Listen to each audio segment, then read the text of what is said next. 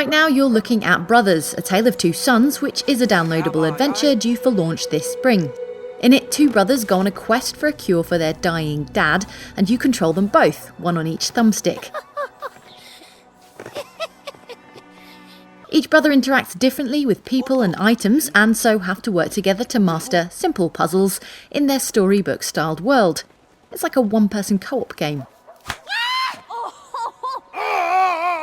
I spoke to Josef Fares, Swedish filmmaker and first-time game director, about his debut game.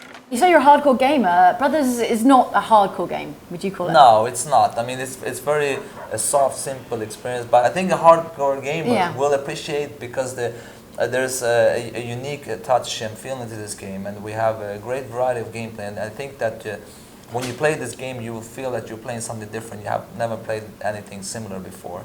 And for the casual gamer, I think it's going to be appealing in ways that, you know, they're going to feel it's not complicated. You only have one button per brother, so it's quite simple, and it's quite easy to control. Much more easier for a casual gamer to control this game than actual FPS, because you control this.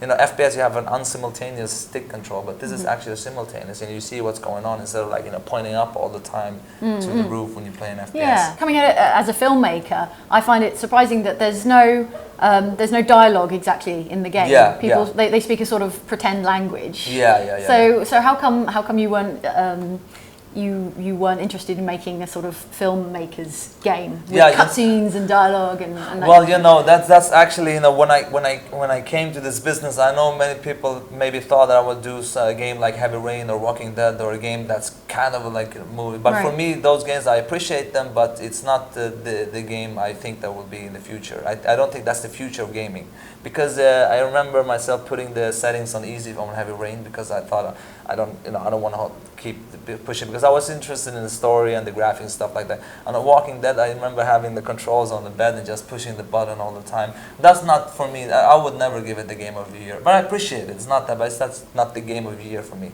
So in Brothers, going back to what we talked about, the controls, sure, the controls are unique. That's part of it, but it's also part of, like, finding the simultaneous mechanic control in two characters, and that's something you can create new mechanics and unique mechanics that you haven't tried before. So it's not only controlling it too. And the most important part is that you feel some kind of emotional connection to them. That you feel that left hand is big brother, right hand is little brother. That is very important, you know. So the control scheme is a part of it, and also the variation of the gameplay. That's important. Okay, it brings to mind David Cage. I don't know if you're of the same school of thought. The importance of emotion and how it's underserved in video games. I mean, yes. I don't think we're there yet. I mean, I think it's a long time. I mean, it's okay because, you know, game developers are, you know, getting older and older. We want to, you know, make people feel something, and I know that's very important. But to be honest with you, I mean, I really hope that players will feel something when they play, and I truly believe they will. But at the same time, you know,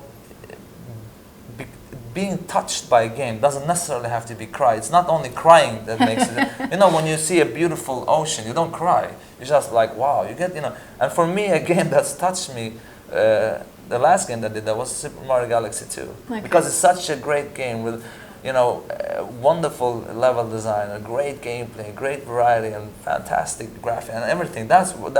So I think for me, it doesn't necessarily have to be a good story for that. For me, it's like games are games and films are films. And for Brothers, it's been extremely important that the interactiveness, is it what you say? Interactiveness, yeah, that's the important, that you actually play. So my idea is like to keep the player involved and playing all the time, not to take away. We have some cutscenes here and there, but in general, they're very short. I think the longest one was like 40 seconds, 45 maybe.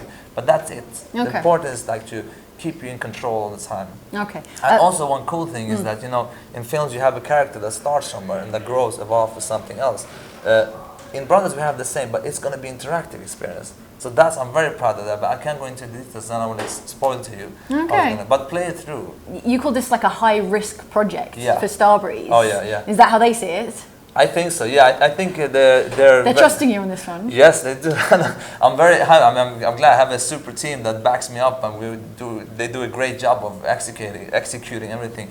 But I think in the way it's risky is because it's a new concept and it's extreme variation of gameplay. You need a huge amount of content for every gameplay you have, and that creates a lot of risk in, you know, the kind of you know, it costs money to create all of this, of course, and also that, you know, it's I don't know if they're gonna get their money back, but it's cool because they trust in the vision and they like it. And at the end of the day, I think that if you make a really great, cool product, it's more value than to have cash. No, it is. I hope Starbreeze are watching. Yeah, of course. I mean, we already talked about this. It's no problem. Yeah. And also we have creative control. Nobody's interfering in anything. This is a game created from passion. Yeah. There's not anyone coming like, hey guys, this sells more. You have to do. No. Yeah. I'm pretty hard on this. How did you convince them to trust you to that degree when this is your first game? You've not made a game before. I'm a convincing guy.